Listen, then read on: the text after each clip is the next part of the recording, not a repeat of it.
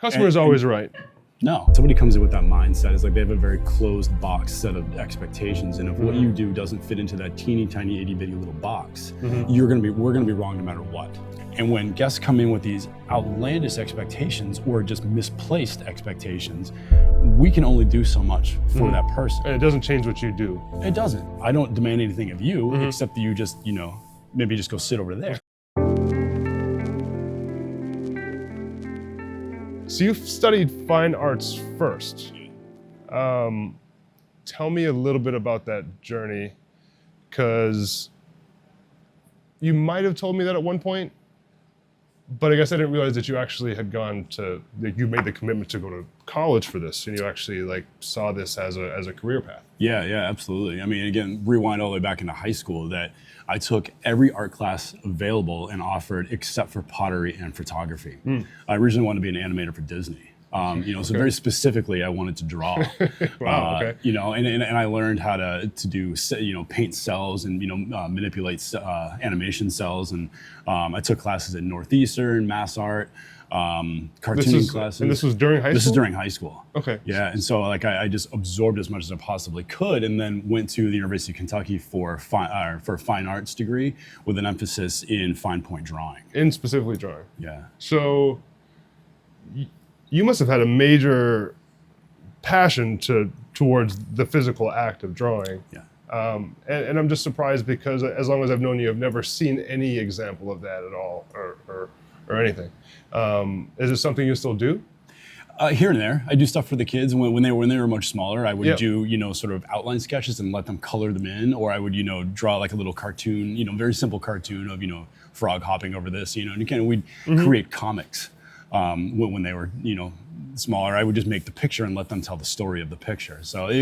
But honestly, since then, I've very little. I mean, looking up until right now, I drew the logo for Topolino. I was gonna ask, yeah. Yep. Yeah, it's a great job. Thanks. It's super cool. It's perfect. It's just so clean.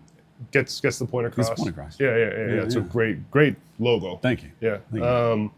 And so what? So when you moved from visual art, specifically drawing, which is so different than painting and other mediums, did you dabble in the others? A little bit. Yeah. Yeah, and I found that I started to try to learn paint, various mediums of paint.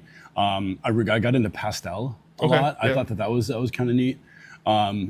Was that the malleability of the work? Yeah. And I think that may be, and again, we can look back at a lot of these things and say, what were the characteristics of that very specific style? Because you said it was pastels, you're moving things very gently with your thumb, or moving, versus paint, which is a very, again, totally different medium, and with fine point drawing, that is hyper focus, into the detail of very specific things, and I definitely can take that characteristic and put it into what I do now, for sure. Yeah. So it allows you to kind of go to that same intense place of focus. Yeah.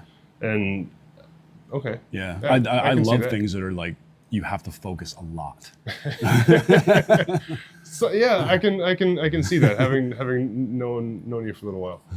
Not even just your cooking, but some of the things you do outside of that, which we'll get into as well. So what do you think really stayed the same, other than just, I guess, an eye for design? What stayed the same from your passion for drawing to your passion for cuisine or for food? Yeah. I think, it's literally the word you just said, is passion. Yeah. I'm somebody that whatever it is that I do is I'm going to put my heart, my effort, my soul, my whole thing into it. And it will, and I guess now that I think is to one degree, it has to be, I have to connect to it. It has to be some sort of a creative pursuit. I have to be able to attach all parts of me to it. Yep. And then I'm all in it. So you've got to be able to just commit completely to it. Yeah. And things that are, more methodical, say accounting work, business work, things of that sort, that it just, for me personally, I get bored with that very, very fast. So I've actually heard you say something about needing to adapt and change, or you become irrelevant. Yeah. So how how do you work that in to like being so focused on one thing? So it's a great question, and it's almost like they parallel, you know, because I have these levels of like hyper focus Yeah. that I can work within the construct of like malleability. You know, that I understand very much that life ebbs and flows and it goes with it, and I take everything that I've learned, and you know, whether I'm proud of it or ashamed of it or any like whatever it is in every way, shape, and form, it is what got me to the stair that I'm standing on right now. Right. And like you cannot deny that. And so that I've carried that forward with me, I guess. I totally forgot what your question was. Well, I think you answered it. I mean, it's really just you know, being able to adapt and change when you have like a singular focus. Is that just learning to iterate, or learning to kind of to steal your words, because kind of ebb and flow with the direction that things are going? Yeah, I'm well, kind of associated to like rock climbing or hiking. Yep. You know, because your environment is constantly changing, which you're in the same way, but your movements are very focused. You know, climbing very specifically is a very specific movement that you have to do in order to get to the next hold, move up the wall, like whatever it is, right? And it has to be specific and it has to be dialed in. But there's a lot of other factors kind of moving around you. And so I guess, I don't know. I mean, I'm sure there's, you know, a lot of your listeners and, you know, yourself can think it's like you have these little points that kind of stay still for a moment, even while other things are moving around it. It's just part of my character, my personality. I love that kind of stuff. And when you're into something, you're into it. I'm into it. Yeah. Yeah. So you touched on climbing. Climbing that's something that's become a real passion of yours. Yeah. When did you start climbing? I think it was, Caden was 6. Yep. So that's 8 years ago. He's 14 now. Yeah. And so he was 6, he's 13 now. 14. Yeah. 14. Wow. Yeah. So he's so that's been 8 years? Yeah, did I do that math? Yeah. So it's been 8 years. Yeah. So so you're coming up on a decade climbing. And so how did you get into climbing? It was just because that's very different than your kitchen it's environment. Super different. And it's different than the drawing table. Yeah. But in the same way, but there is a lot of similarities. I can definitely draw the parallels for it. And it was just suggested as an idea, something fun to do with the kids when they were of that age. And we went out to Pawtuckaway State Park and, you know, found some rocks out there and started trying to climb on them and, you know, kind of learn. It was like, oh, well, then we went to a, you know, climbing gym and like back then it was like, this is a lot of fun. And this is full mind and body. Yeah. You know, you have to be fully engaged the entire time, you know. And I really, really enjoyed that. And, you know, and Emma tried it for a little while and started to get into it. And Caden, same as me, just like latched onto it. It's like, I love this thing. And so it's something you started just doing with the kids as an activity to spend time with them. Yeah. So some climbers have this story of like, oh, I went to a birthday party and just, you know, went, you know, at a gym and like really enjoyed it. And mine was like, somebody suggested it as something fun to do. And it truly was something fun to do. Yeah. You know, now we've carried it on and traveled around to do it. Well, I feel like it's really kind of defined a chapter in your life, really. Yeah. And it kind of goes, one thing that I always found super interesting about your approach to cooking is actually using things that are of the land and that are of the local land and only in season and only available when they're available. And I feel like even before you were climbing, you were spending time in nature, right? And foraging and finding foods and learning. So that just kind of just went hand in hand, huh?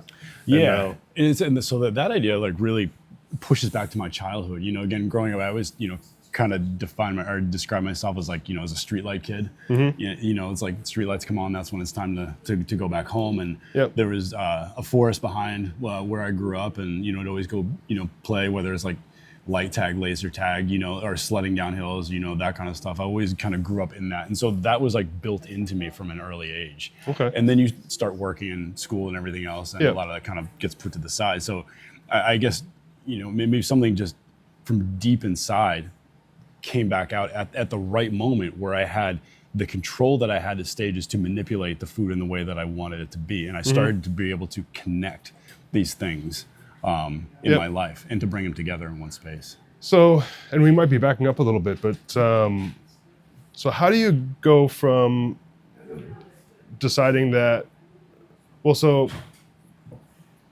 and we might have touched on this already, but how do you go from deciding that animation's your thing, I'm going to go to college for fine arts, to deciding that this might not be the thing? Maybe I'm not going to be a Disney animator. What was it that brought that to light? Was that during college or was that earlier? It was during college, yeah. Okay, yeah. I mean, I left Kentucky because I didn't go to enough classes. And when I came back home to Dover, I needed a job. At that point, I wasn't in school, and I tried taking some classes at UNH to like build my GPA back up so that I could get back into. Did you still think art would be the thing in some way, shape, or form? Or at that point, yeah. And then as I was trying these other classes at UNH to try to bring that back up, I had this great realization of like, I don't want to go to school for that. I don't want to do this, anymore. And I'm sure my parents weren't thrilled with that choice. Or move, but it was definitely a turning point, and at that point I got a job. How old are you at that point? This was when I was 19. 19, yeah. So I mean, a lot of 19-year-olds don't know what they want to do. It's kind of, I feel like it's a little bit silly to expect them to, sure. But the fact that you had the ability to explore a little bit and decide that this isn't what you wanted to do. So at that point, did you have any interest in cooking? Not professionally. Yeah. Yeah. I mean, I literally looked in the newspaper and found a job as a dishwasher and a prep cook, and and just started there. And like, I might not have really dug scrubbing chowder pots, but I really enjoyed the prep work and the camaraderie of it, the adrenaline of working on the line and that, and like I fed into it and kept going. I mean, I feel like restaurant kitchens are a place that lots of people have worked, right? And it doesn't matter what stage in life you get to, at some point you either washed dishes or you waited tables or you bartended or you were a line cook or something like that. And it's kind of a love it or hate it type of environment. Yeah. You're coming home smelling like food every day, and it's just like very thankless a lot of times. Yep. Now, what, like in that environment, as you're 19, like what about that makes you think that, I can see a career here? I still don't even think it was at that point. Okay. I think that there was just something very basic at that point where I enjoyed the camaraderie, I enjoyed the teamwork of it. Yep. I guess, I also enjoyed like the instant gratification of like, you did something, you see it, it's like start project, finish project, and you see this over and over and over, and it builds up like this sense of accomplishment, within a small time frame. And again, being that age, like I liked that. That was good. And at that point in my life, like that was enough. That was what I needed at that point. Yeah, it was just a job. It was good. Yeah. You didn't feel like you needed to decide what you're going to do for the rest of your life. No. At that point. But one of the things that I did realize is that I was getting good at it. And so I went to another restaurant and started at the bottom and worked up. Same thing. Went to the next restaurant, went to the, started at the bottom, worked my way up. And like again, cooking and cooking on the line and stuff like that. Yep. And then eventually I worked at the Olive Garden for 3 years. Okay. And went all the way to assistant manager. And they talked to me like, "Oh, I'll try to get you on the management track." I was like, "Dude, I do not want to work in a corporate restaurant." And that's when I made the choice to make it a career. So I went to culinary school at that point. Oh wow, okay. So you were how old when you went to culinary school? This was, I was 20. Wow. I graduated in 2001. So 2000 is when I went to. I was trying to remember how old I was in 2000. Yeah. It was 26 years ago. Yeah. So 23 or 20. God, how old was I? 26. Yeah. Well, I mean, 26 is a time in your life, I think, when you're starting to put a lot of pressure on yourself. Yeah. Because like you can see 30 like right over there, and you start to feel like you should know what you're supposed to do at this point. And I feel like a lot of people end up in restaurant jobs because they don't know where else to go or where else to work, and that's someplace. I mean, most restaurants are hiring some position somewhere. So, like, what would you have any advice for someone who's like working at a restaurant? hates their life because it's just because they're finding none of that passion or none of that spark in washing all these dirty dishes and just not getting any anything from it, and they really just think this is a dead-end job, aren't sure that they're capable of more. They're in that like 20 to 26 age range. Like, is there any advice you'd give to somebody like that?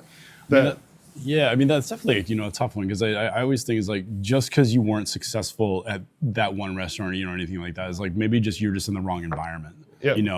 I mean, the restaurant industry historically has been known for a high level of toxicity. Right. So that it's like if that isn't working there, it might not be you. It might be the system you're in. Yeah. So it's take yourself and your skill set and try somewhere else. Well, the industry is just not for everybody. It is not. Right. No. Yep. And that's a very real and honest thing, to say that like, he says like, yes, not to say that the dishwasher is at the bottom of the line, but if you are, say, dishwashing with a little bit of prep work on the side and you're like, this is just not at all where I want to be. Sure. Have that very real talk with yourself. It's like, do I want to try to push this more? Well, and realistically, that's a character building job. Big time. Right. That's the kind of thing. No one's planning on washing dishes for a while. But even if they're washing dishes and they feel like they do see a career in the restaurant industry, is that generally the place to start? Like if you've never worked in a kitchen before and you see Evan Hennessy on Chopped and you're amazed by what all these guys are doing, but you didn't go to culinary school, you don't know how to cook anything, is that the place to start? It's a great place to start. Yeah. Because at least it brings you into the environment that you can see how you might fit into it. Yep. And a lot of times, again, like, and I can speak for myself and a lot of other, friends of mine, that if you go into a dishwashing job and you show commitment, you show that you are going to try to do not just what is asked of you, but more, and that you show that you want to learn, opportunities will be handed to you. They will say, it's like, hey, are you interested in like trying some prep work? Are you interested in trying this? Or like, if you want to hang out a little bit after your shift and like kind of watch how the line works, like that kind of stuff. And then you get to slowly get your foot into the next little position. Yep. And see if it is something that's for you. What do you think the most important role in a kitchen is? Communication. Oh, okay. Yeah, I was almost thinking like person or position, but I guess communication is, especially in that kind of role. Oh, role. I think you said role. Yeah. Well, no, but I mean, communication can almost have it can be its own entity in that, in that scenario. But as far as like a role, I mean, is there one fulcrum stone that holds everything together? I mean, if you look at it almost kind of in a pyramid, it's like where you have like, the chef and sous chef and the managers and whatnot. I mean, the kind of the line of authority kind of trickles down, I guess, from there. So in the world of importance, like everybody is highly important and plays their position on the team, just like if they would pick a sport, right? Right. So you remove, the outside linebacker off the field, like your system breaks down. It's the same idea in the kitchen. You take, the guy who's working the grill off the line, your system breaks down. So the head chef's not more important than the dishwasher. He's just responsible for making the choices. Right. But everybody has their very important role to play, and I think that that's something that's highly understated because as the chefs, like, we get all the notoriety, we get the the glamour, the glory, we get the show, we get all of that stuff. Yep. But yet, every person that's in that kitchen is the reason that whole thing works. If you don't have your team behind you, it's right. I mean, they show this thing is like, that it's not the leader that stands in front of the group, it's the leader that stands behind the group and pushes them forward. Right. So actually, as we start to talk about leadership, I've always admired the way that you, in stages, have always like taken chefs under your wing, and that's been was that part of the whole model of the restaurant in the first place? Yeah, and I just didn't have, I think, the grand opportunity. It was something that like really grew as the restaurant moved on, but it's also that's just how I am. I think as a person. Yeah. So were you always like that, like taking people under your wing a little bit and wanting to teach and show and kind of help people along? Yep. I've always wanted to see people succeed. It makes me happy to see somebody else succeed. It really does. When I see somebody else, that tiny little smile, like, oh, look what I did, that brings me a ton of joy, a lot. when you see them progress in that craft. Yeah. Is that something you expected to do when you decided that you were going to make this your industry and this your career? Did you see any of that? No, I think it's just something that just came along with me. It was something Yeah. I had in the bag, Yeah. that just came along. And as I progressed, I had the opportunity to when you show that you are competent at something just by the nature of the way the world works, somebody who is either less competent or less educated on the subject or topic will come to you for a question. Yeah. And then so you have the opportunity, and at that point you have a choice. You can work with this person, take them under your wing, or just show them, or you can turn your back on them. So you never saw yourself as a teacher or like as somebody who was going to really impact other people's career? No, I never sought it out until sort of more recently when I realized that I had the ability and platform to do it. I always thought it was interesting that the name stages kind of plays into that, because when you're, at least I don't know at what stage, but at one stage, at a particular stage when you know you're taking this very seriously and you really want to move towards becoming a chef, you can stage at another kind of restaurant. What's that experience like?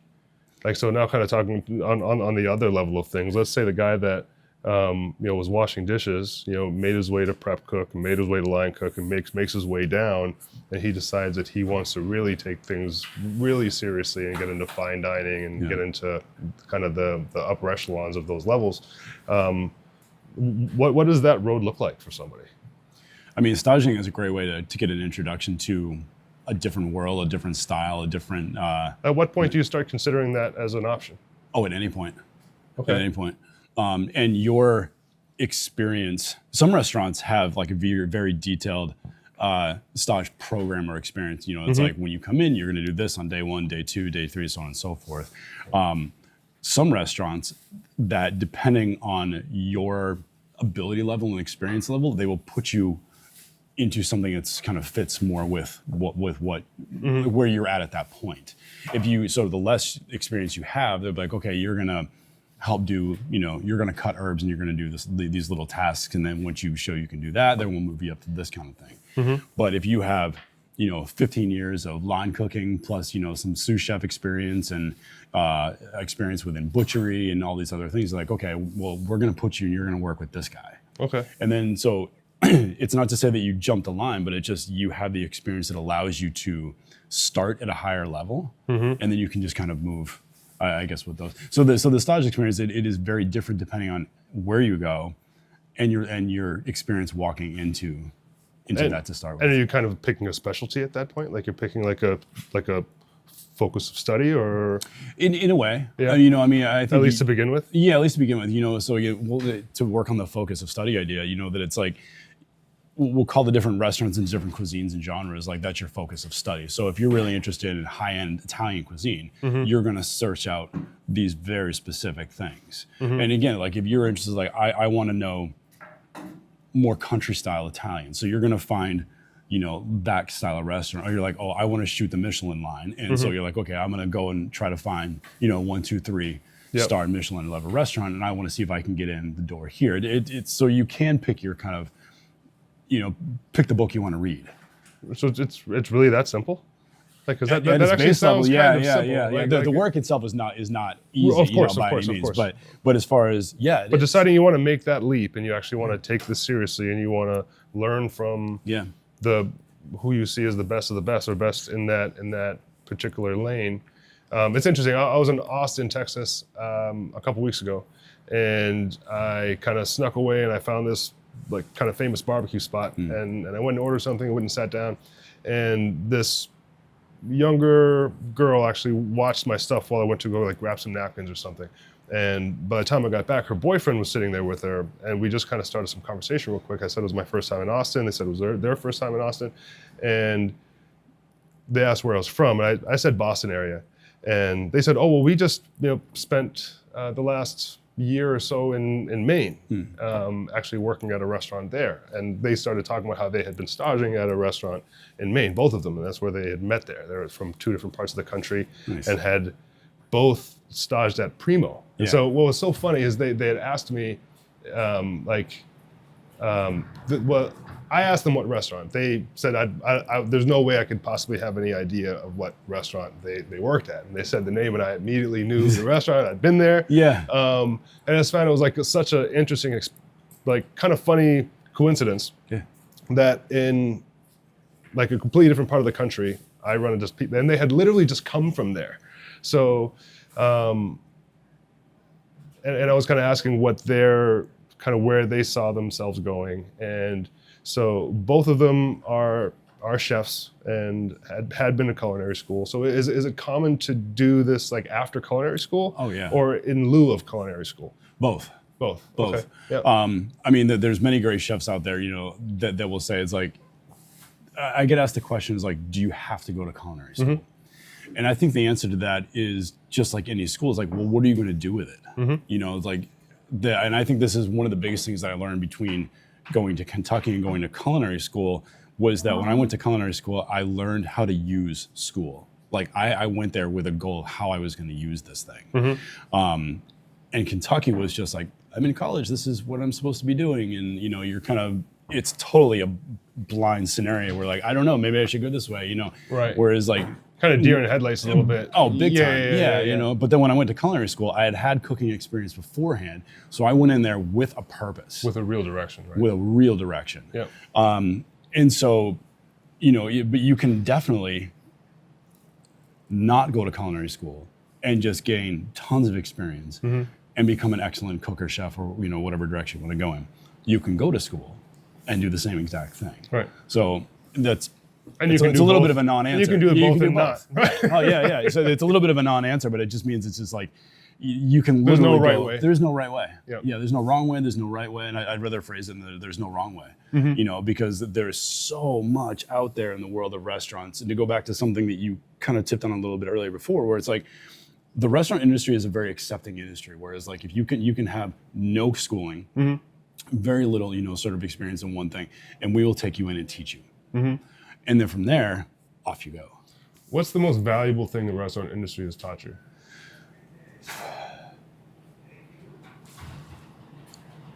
That is one hell of a question. That's a good one. I think it's taught me a lot of stuff. It's like resiliency, you know, vulnerability is huge. And I think that if you want to get somewhere, and this is, you know, like what has been working for me is that you have to have both those things in front. That if you cannot be open and honest with who you are as a cook and who you are as a chef and who you are as a leader and a mentor, your capabilities are definitely curtailed. Like you will have limitations. What does vulnerability look like in a kitchen? It's a restaurant. Yeah, it's a lot of different things. I think it's the ability to, if you're within your team, right, and something happens, it's your ability to say like, I was wrong. Let's learn from this person over here. It's even, you know, that kind of thing. Like the guy who's quote in charge doesn't always have to be right. Right. It's your ability to let that guard down. But it's also your bravery and vulnerability. I think a lot of times, you know, are very interconnected. Where it's like, agreed. you know, being vulnerable is a brave thing. Is a brave thing, right? So that when you're cooking and you know, and you're in charge, whether you're, you know, the chef, the owner of the restaurant, like whatever it is, like you are putting something that you created out in the public. That takes a ton of bravery to do that, because as we know, the internet is a beast, and people will tell you, not to your face, how much they liked what you did, didn't like what you did, you know, whatever it is, and you are putting that out there with the idea of like, I'm going to let people see what I do and see what I create. And I fully believe the more like open and vulnerable you can be with that kind of stuff, the more raw and real the product you put out there is. And people do connect to that. So that brings me to a conversation we had many years ago, which actually, as I've had the chance to reflect back on it over the years, I got a great deal out of it. And it was really just, you were kind of fed up and you were pissed off a little bit. And I don't think it had anything particular, but just kind of that creative artist like frustration of the shit's not happening how I want it to fucking happen right now. And you were just kind of like, I just want to cook and create, and people eat it. Yeah. You know, you didn't want people choosing off of a menu and doing this and having to be kind of pushed and pulled by other people's expectations or demands, right? In terms of your craft. And the fact that not very long after that, Stages is a blind, like 8 to 9 course dinner, period. Yeah. Right. If you're not allergic to it, then it's going to be on your plate. Right. Right. That's pretty damn vulnerable. Yeah. You know, like saying you're going to pay me for food 8 times. Yeah. Right. You're just going to trust that everything's going to be good. Yeah. And man, I really hope you like this. Really hope you like this. Yep. Yeah. It's very true, and it's maybe not that specific conversation, but at least that idea has like never gone away.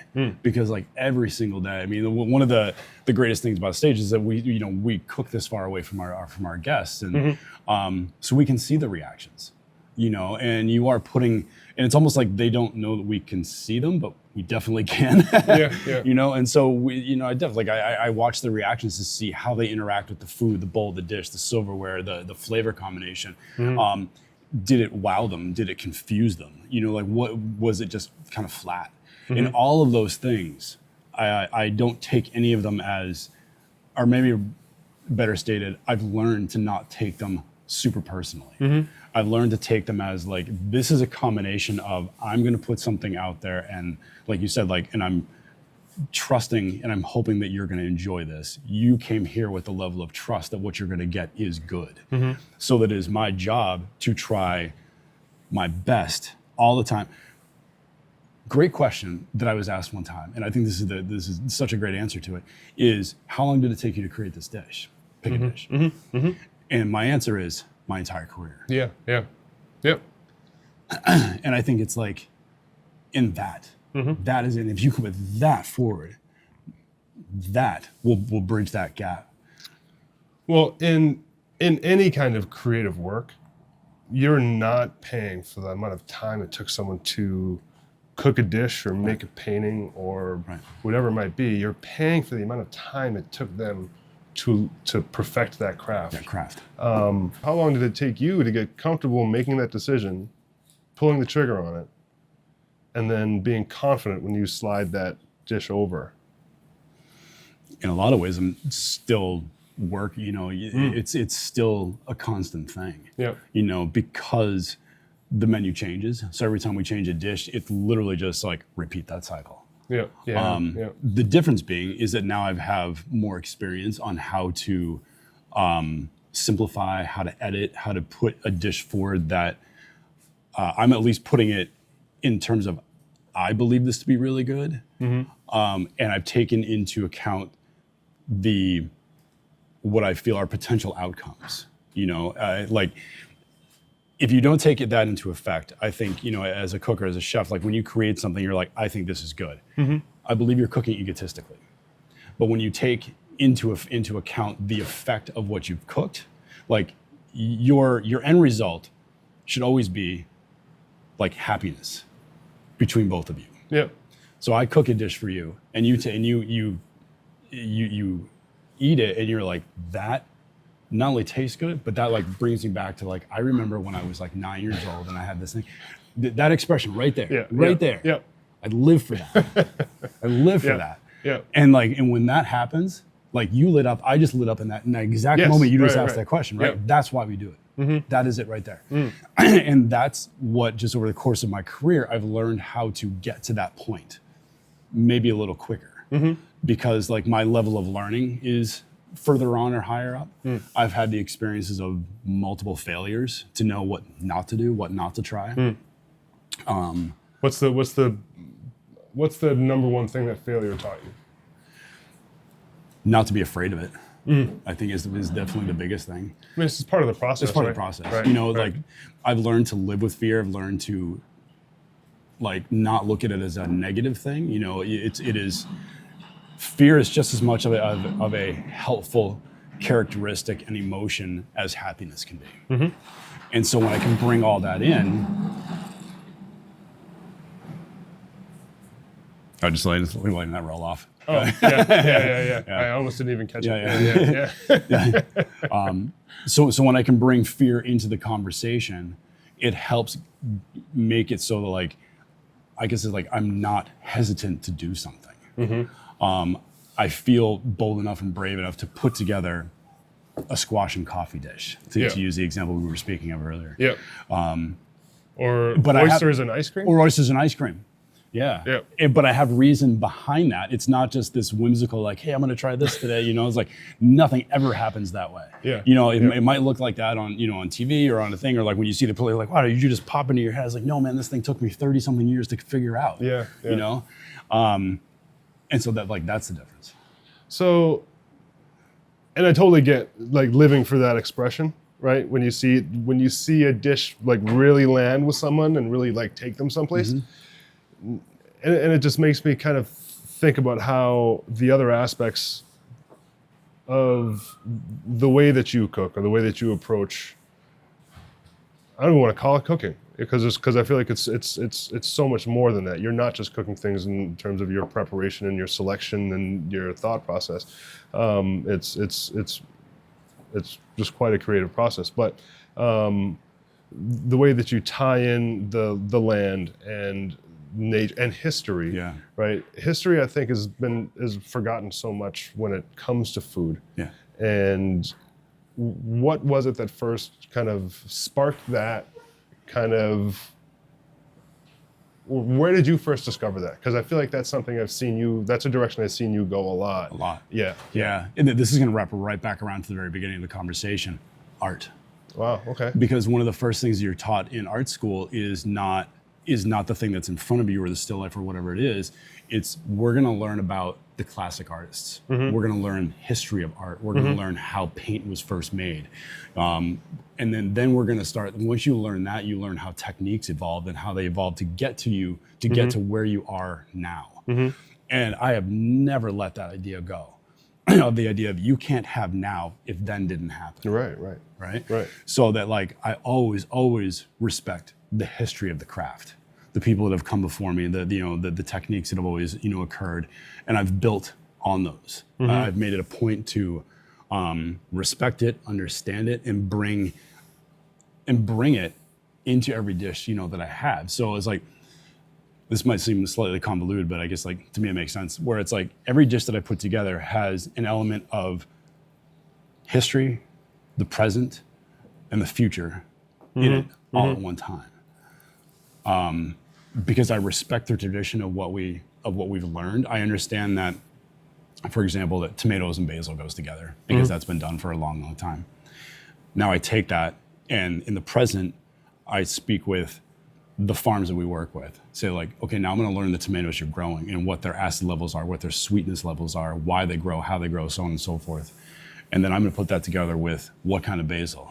I'm going to learn how to work with different growing phases of basil. I'm going to put those two things together.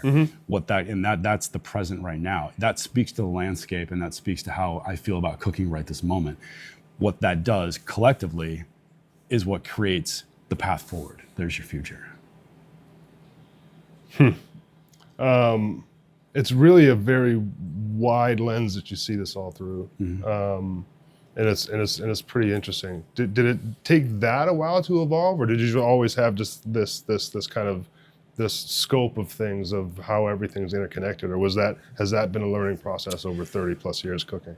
All of that. Yeah. I think to a certain degree, like it's kind of always been there, but I think as I've grown and I'm going to air quote the word matured, that you learn how to actually understand that more. And then it gives it a place. So it starts to matter more as you start getting a little older too, and you start to just understand. Yep. That everything had an origin. Yeah. Right. We see it a lot in like younger cooks, and younger cooks always want to show you everything they know how to do on the plate all at one time. It's 400 different techniques that have nothing to do with each other and makes zero sense whatsoever. But then as you get older, you're like, I'm going to give you a tomato, and I'm going to give you some salt, and I'm going to give you some olive oil, and that's going to be the best damn thing you ate this week. You know, and you're like, but it's just a tomato. It's like, just try it. and you eat this thing, and you're like, whoa, and it's this mind-blowing thing. It's like, I didn't have to do 200, different things. I'm gonna give you a quick story just because this is where I learned that idea. There was a restaurant in Chicago that I worked at called Trio. It doesn't exist anymore. Mm-hmm. The chef at the time was Grant Achatz. He has Alinea, Next, Royster, a billion different accolades, one of the world's best chefs. And we were working on a dish that hadn't gone on the menu yet. He was just trying to fine tune it. And then the idea of the dish was kiwi and coconut. And so he asked me to come over and work on the dish with him. And the prep task was filleting a kiwi. Okay. So kiwi, right? Cut the poles off, north and south, peel it. This is all done with a paring knife, right? Mm-hmm, mm-hmm. And then cut the kiwi in half and look at it. So now you're looking straight onto the pole, right? And you see these different little striations going all the way through. Mm-hmm. Now turn it back. With your paring knife, fillet the kiwi. Get your knife very, very thin through that kiwi, and you pull this almost translucent fillet. And it has seeds, and it has, the white pith, and it's got the green, it's got everything you look. Yep. And he showed it to me. He's like, all right, now just eat that. And, so I put it in my mouth, and he's like, what do you taste? I was like, kiwi, chef. He's like, you didn't have to eat the whole thing to get that, did you? And I was like, poof. Yeah. Blew my freaking mind. Just using minute elements of things that can all just work together to create a completely different whole. Yeah. And that's how I learned how to start manipulating flavor. And how to learn it and how to simplify it. And how to hide things or make things kind of secrets, right? That are or Easter eggs, right? That you won't know until it kind of clicks. Yeah. So you've got the passion, you've got the connection. You mentioned resilience. Now, and I mean at this point, so you've been a restaurant owner throughout different stages of your life and throughout different stages of society. We went through COVID and everything. How does resilience relate to, what's the difference between being resilient and working hard?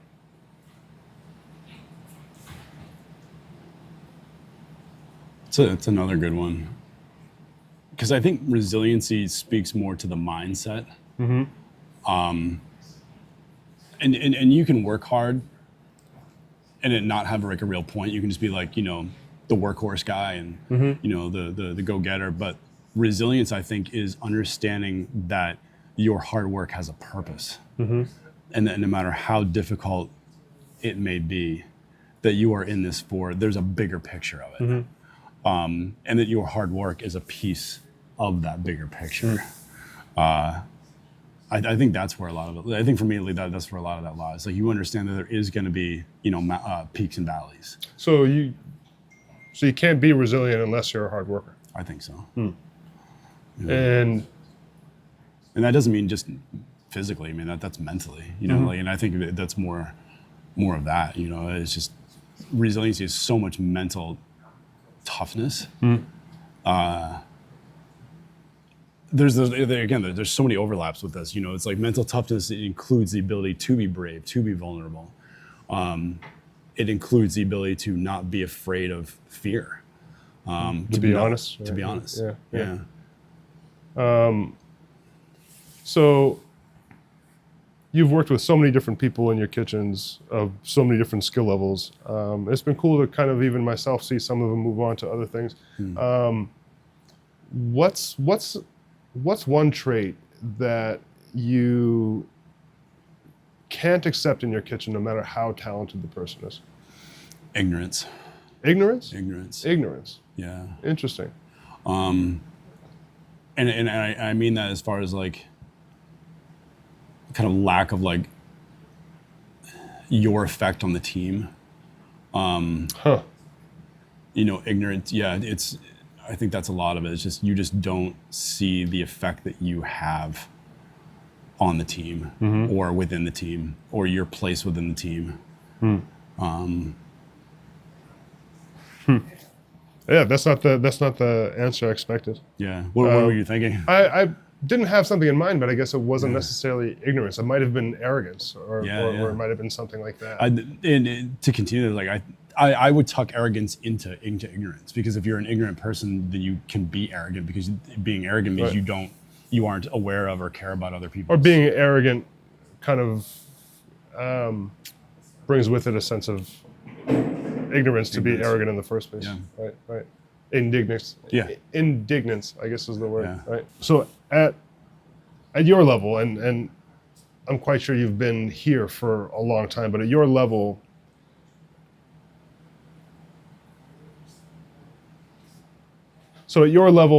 this kind of work can be all-consuming.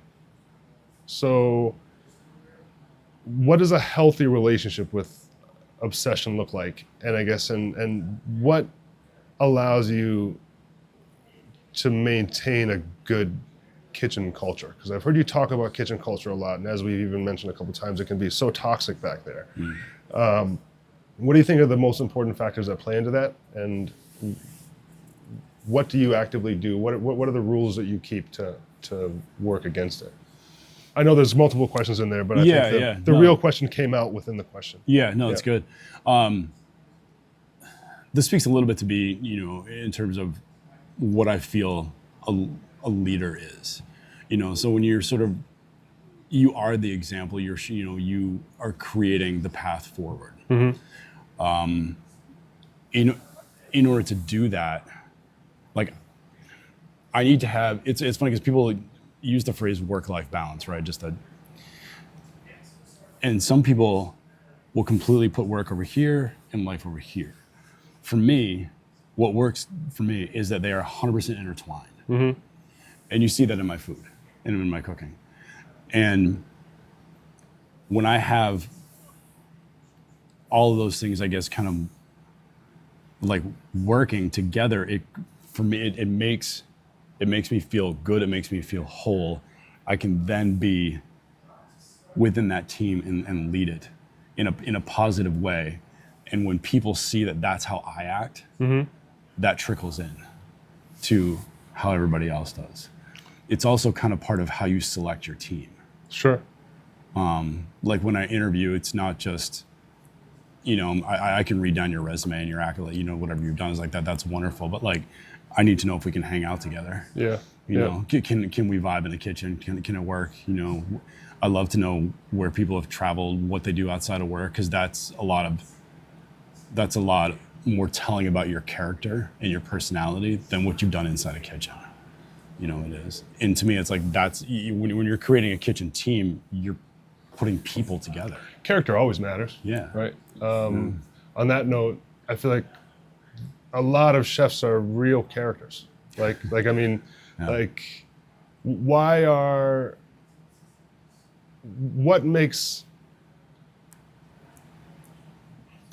so many chefs misfits?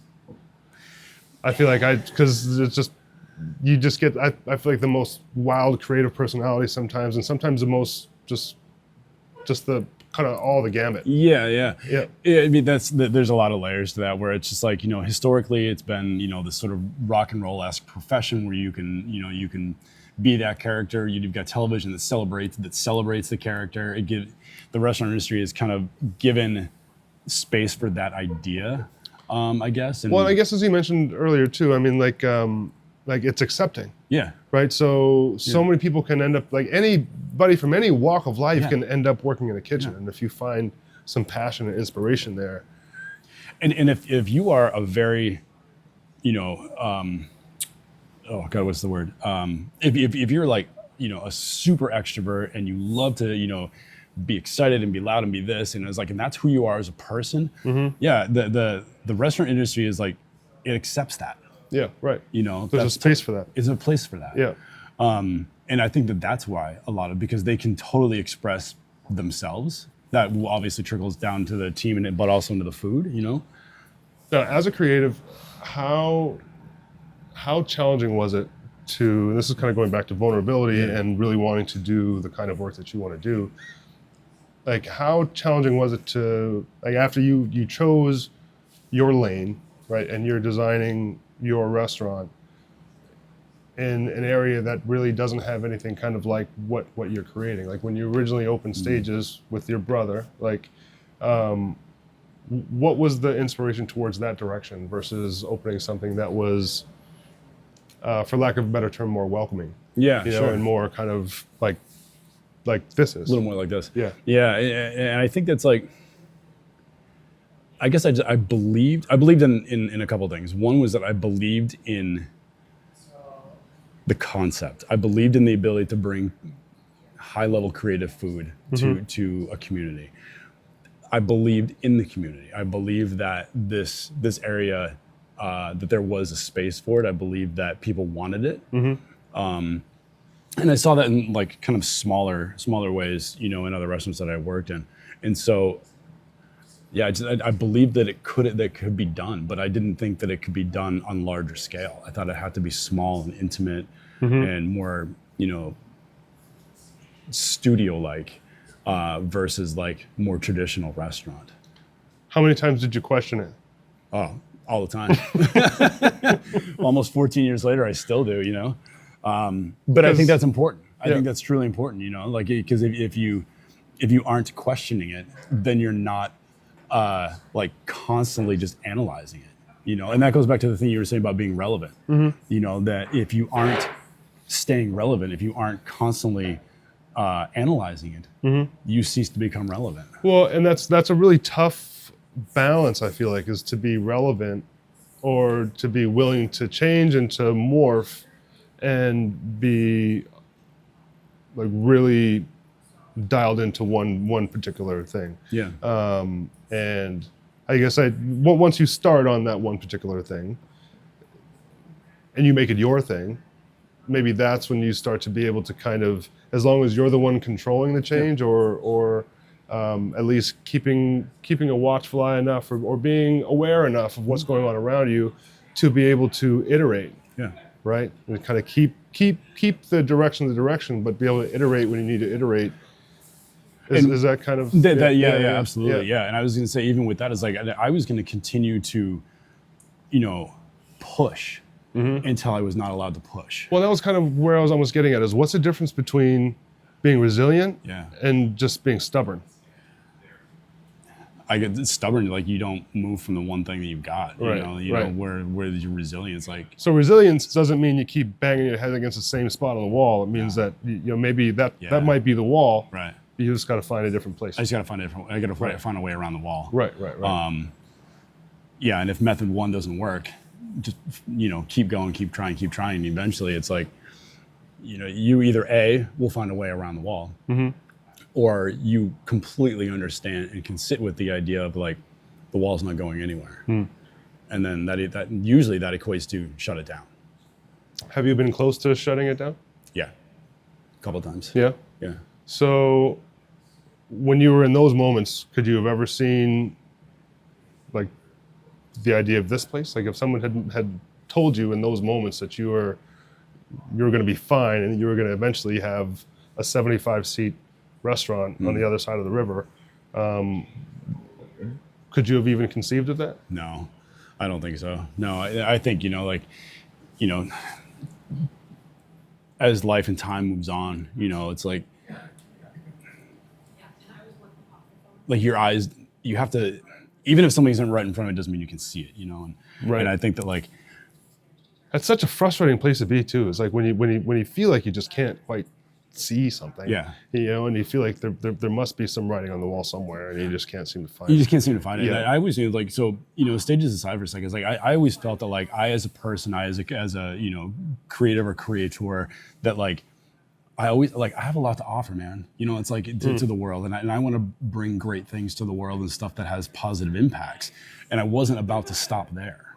You know, I love stages and everything that it's ever done, but it is not the end of the line for me. Sure. You know, and as it moved forward, and now that it's in its place of, like, it does well, it, you know, I mean, accolades and all that other stuff, you know, aside, it's like, but it created a space of high level creativity that attracts people from great distances to come to it.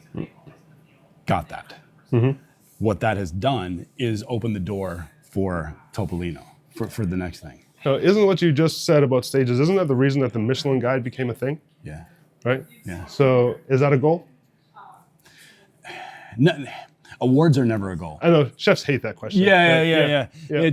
I had to go there at least a if little somebody bit. wants, if they want to put that thing in front of me, then I will gladly accept it. You know, but yeah. But it's not a driver. You know, for me, it's and that's the way I would say is, like, it's not a goal. I've accomplished 10 times more than I ever wanted to, with that place. So anything from here on out is just So you don't attach your success to that at all? not so. at all, Right, not one right. bit. To look back very recently, as I was noted as or a semifinalist for a James Beard James Beard Award. I didn't even know that it had happened until Nikki from Stock texted me and said, "Congratulations, chef." Yeah. And I literally responded to her, I was like, "For what?" Yeah. And I knew that the semifinalist nominations were coming up, and that was excellent. But I never thought it was like, okay, this is my year. Like I've got to get this thing. It was like, it was just, and it happened, and all of a sudden, like I saw the effect of it, and it put a bit of a different perspective on it. But but no, man, I was like, I don't seek it out. Like we do what we do to the quality and to the level that we do it because it's what we feel is best For the work itself. For the work itself. Right. Yeah, it exemplifies our area, our community, our land, our food, our cooking. The people that come in. It's all of that, and then the list and awards and all that other stuff is like, it's amazing that because of those things that we do, people will attach an award to it. Yeah. Well, right. That can never be the end goal. It has to be about the work. Yeah. And if you're about the work enough, that's when those things even become realistically possible in the first place. Right. And so you kind of alluded to a little bit ago about how you might want to be remembered. So like at this point, you're making your mark in this industry. And so one day, when you look back at your career, what do you want to be remembered for?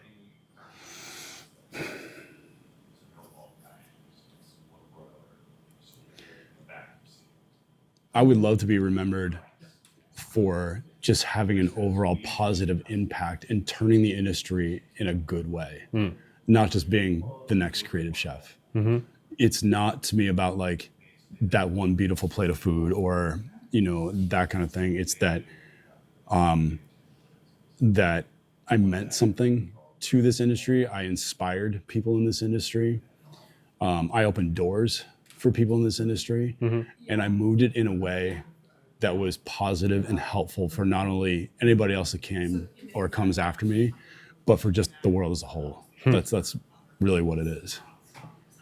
And that's the best reason there really kind of can be, I think, is because anyone that eats your food, is going to know or should at least understand the amount of time and effort and thought and work and everything that goes into that.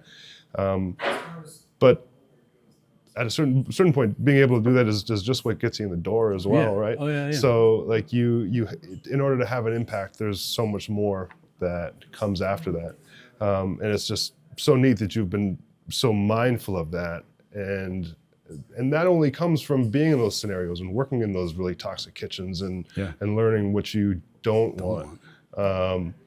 And so we're coming close to the end because I know you got to get moving. One thing I wanted to ask is so if there was something that you could whisper to or implant into the mind of everyone who enters a restaurant, that you want them all to know or just to keep in mind when they walk into a restaurant. This could be Topolino, this could be Stages, this could be kind of at any level. What should any diner keep in mind that you think people just completely forget about?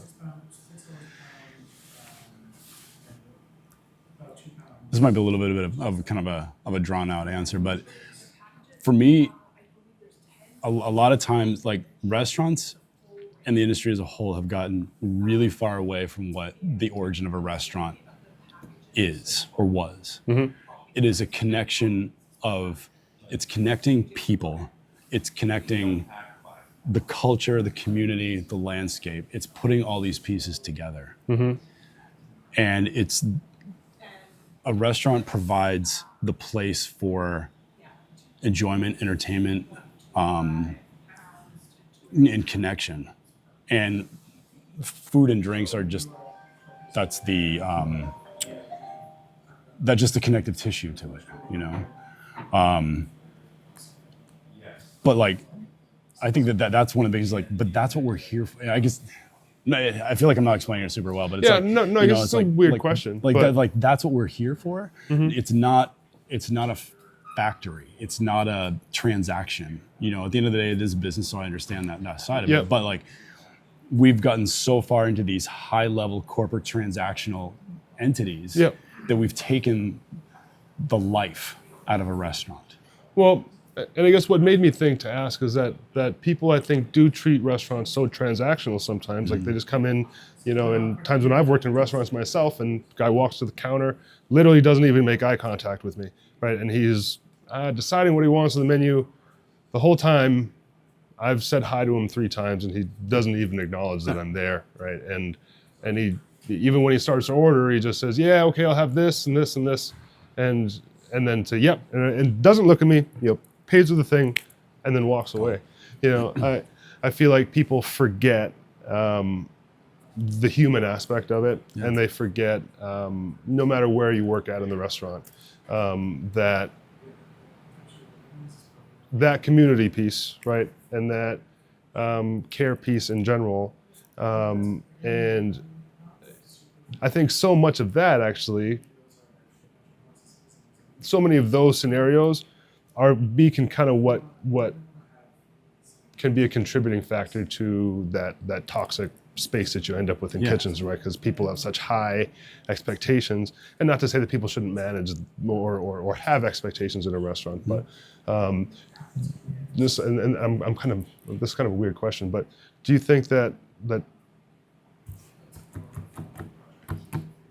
no, I think I tried to manufacture something that's just not kind of working how I wanted to in terms of that question. But yeah, I mean, I would say at a very basic level, I was like, restaurants are a handshake. yeah, You know, they're an agreement of connection. I'm going to be like, you as a guest and you as a diner are going to kind of do your part and we're going to do our part. You know, it's like, that's the like, okay. So the idea of that is it's a 50-50 you know, thing. It's not you sit down and we do all this stuff for you, you know, bring on the fanfare, I'm going to sit here, you know, and maybe you'll get my dollar, you know, from this. It's like we as a restaurant, we have a service, we have a thing, we have spent tons of time to bring it to you. We want you to come in, act like a normal human being. Well, so you know, customer's always right. No. Okay, that's actually what I was getting at. Is because, and I mean I've been in a lot of different scenarios in restaurants where I've just kind of seen so many different things play out, and that's a really kind of fine balance there, right? So if like at what point do you draw that line? Like when you have a customer who's essentially just maybe, or a diner who's just not doesn't get it, right? And is maybe complaining or is kind of acting like the world revolves around them, even in an experience like Stages where it's a high level premium type of experience. Well, I guess what I'm asking is, where do you draw that line? I mean, I think, you know, it's almost like kind of to define that. Whereas when somebody comes in with that mindset, it's like they have a very closed box set of expectations, and if what you do doesn't fit into that teeny tiny itty bitty little box, we're gonna be wrong no matter what. Like, we can't write this thing. We cannot win. We will never this person will never be happy with what it is that we do. So there's an intersection somewhere between vulnerability and confidence. Yeah, right. And I think it's totally fine. Is like if somebody is acting out of place, we'll say, you know, like with that it is up to us saying is like, there's a great chance that like what it is that we offer as a restaurant isn't what you actually wanted or what you were expecting, and I'm sorry for that. This is what we do, and we're proud of it. But if that doesn't align with what you're thinking, then maybe this restaurant isn't for you. And where you're talking about the customer is always right, that's the idea of taking the restaurant, pick a restaurant, right, and trying to morph it into what everybody's expectations and everybody's idea is. And at that point, you've got 12 different restaurants. Right. You have one restaurant, man. Right. You know, and we can only do the thing that we are capable of doing. And when guests come in with these outlandish expectations or just misplaced expectations, we can only do so much for that person. And it doesn't change what you do. It doesn't. You know, like you don't go into a department store that only sells pants and be like, I really need a shirt. Yeah. And you know, and they're going to be like, well, we only sell pants. They're like, I don't really care. I'm the customer. I'm right. Give me a shirt. Like, well, we don't even have any. Well, go back there and make me a damn shirt. Yeah. Because but that level of expectation is somehow expected and accepted by the restaurant community. Why? Well, and the funny thing is about that is, I guess, is if we go back to the community aspect, right, is if I was a regular at this pants store, I bought my pants there all the time, you know, and I just ended up in a position where I needed a shirt, and I went there and I asked them that I need a shirt. Yeah. They might just go run and get me a shirt. Yes. So, but what that did is that, so you've done your 50%. Yeah. You know, you have shown that like you are coming to this place and you are a good person and you are going to continue to come to this place and you enjoy the service of this place because they have the best pants. It's a freaking killer. I love this pants thing. And so, yes. And so, you know, that store, us as the restaurant, you know, in the case is like, yes, we are absolutely more than willing to like, we will manufacture your shirts or hold on one moment, you know, 100%. Because we know in that case is like, you know, Brian's been here a ton of times. You know, it's like we love this man. We want him to come back, and we want to make sure that he feels as special as we want him to feel. But the person that walks in the door the first time to that pants store, or to the restaurant, and demands a shirt. It demands a shirt. You're like, I don't even. Who are you? Right. You know, and that's not looking down at somebody. That's just like we have no relationship or rapport for you to start demanding things of me. Yeah. I don't demand anything of you except that you just, you know, maybe just go sit over there. But like, but you kind of minimize, you know, let's keep the demands for later, you know. So it's not that. It's like, you know, you're saying is like, I'm asking for a favor now, versus like it's a demand. Sure. Well, Evan, I think you have an inspiring story because at least from someone who knows who knows you and has seen you go through different chapters in your life, to see the resilience and not only hear you say it, but have seen you actually do it, and to have seen you go from your little New Hampshire restaurant to start to kind of expand. And I mean, you speak all over the country, and you've just been involved in so many different people's path. Last thing, gosh, I can't believe I completely missed this actually. But so I'm sorry, man, we're running short on time. Yeah, but, that's good. Tell me how did finding time become a thing? And I feel like, I mean, that's what everyone wants to talk about right now, I think, because it's such an innovative, unique concept, and it makes so much sense to me knowing you because it just kind of ties all of it together. Yeah. So how did that come to be? It's exactly that. It's the tying it all together. I think I had this realization of how do I put all the things that I care about into one place? Yeah. And the only way I could get to that was because I had to realize where I was in my career, that I had the ability, I had the way, and I had the platform to do it. And so, you know, you kind of look outward into the world and say, what are people craving right now? Because it's something that I personally crave. I can't be the only one. And so, to put it in kind of an elevator speech, you know, it's our version of connecting people to the natural world and exploration using food as the connective tissue. You know, for as long as people have been people, we've always met over fire and food. And to be able to take people into, you know, lesser known areas, off the beaten path, off grid spaces, and allow them to absorb into a culture, into an area, into a landscape, and really see more of the world. And that doesn't mean, you know, go on the big guided trip.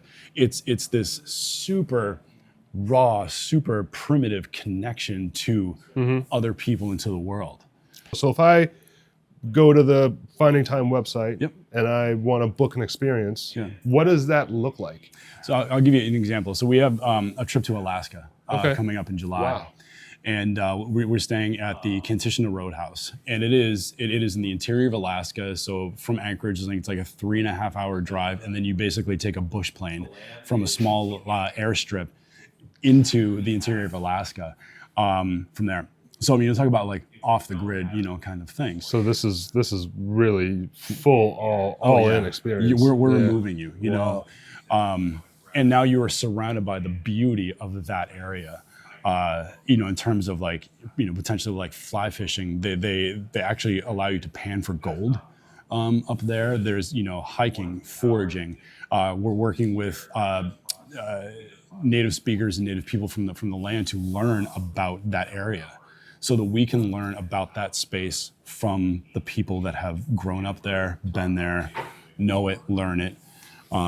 Preparation must be insane for something It's a lot. It's a lot, But then to be able to cook with the people that cook there. And this isn't me taking like Stages food or Topolino food into somewhere else, right? This is, I want to learn how to cook and harvest and be in the culture of Native Alaska. So basically finding time was an experience that you wanted to have. Yeah. So you created it. Yeah, so I created it. Yeah. And then I wanted to bring people into it. And share. Right. Just share and educate and teach. Oh, yeah, I found it had high value. Yeah. And I've, in the small amount of things that we've done so far, like the response that we've had has been like overwhelmingly positive. I think that, it's going to take you to a lot of new places. Yeah. I'm excited. No pun intended. Yeah, but it's a big, beautiful world out there, and it's like, and I can't wait to explore more of it. I can't wait to meet more people and connect to it. Well, and that's what made me think about that is as you're sharing this experience with other people, a lot of these are going to be your first time experience in these scenarios too, right? It's bringing your expertise to this new place to figure out how to work with the land and work with the resources that you have there. You remember when you had asked about, we had that moment where you're like, you remember the thing when you were 9 and we had that all of a sudden that smile, right? Yeah. Like that is what we will, is what I'm looking to find in all these areas. Right. Is it's that same idea. Is like, how can we bring people to the interior of in Alaska to something that I've never been, in, to something that they've never been in, and all of a sudden have that like, create something completely unforgettable. Completely. Right, and touch their soul, right? And I remember, again, like talk about memories and things like that. It's like you remember something from when you were, like small, or and you might not remember the exact same thing, but when something triggers it, you're like, and that will stay with you forever. So from cooking to creating core memories. Yeah. Yeah. Awesome, dude. Thank you so much, man. Thank you so much. I appreciate you. No.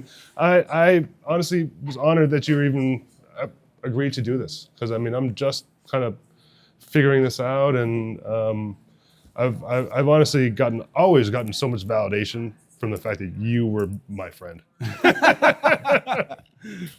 I'll lose the glasses. Honestly. But it's like you're an inspiration to me.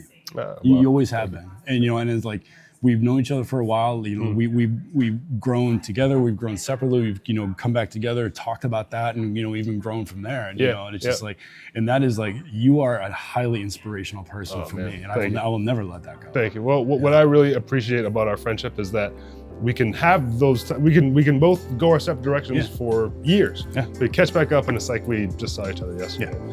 I value that so much. Always. Thank you so much. It's a good dude. Yeah. Awesome. Smash my glasses. Yeah. I've definitely done that. Sometimes it's with the little ones when I'm picking her up and I forget they're on my head.